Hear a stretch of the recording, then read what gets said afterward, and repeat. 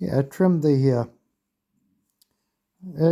trigger spring and reinstalled it, and it still wouldn't function in binary. So I took that spring out and I put the OEM spring in, which is quite a bit shorter. And that's what's in here now. And it still doesn't function. The trigger comes back considerably farther, almost against the trigger guard, but it catches a hammer as soon as you release it.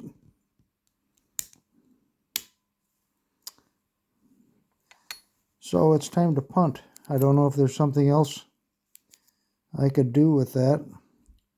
As far as I know, all the parts are installed correctly. So that's it.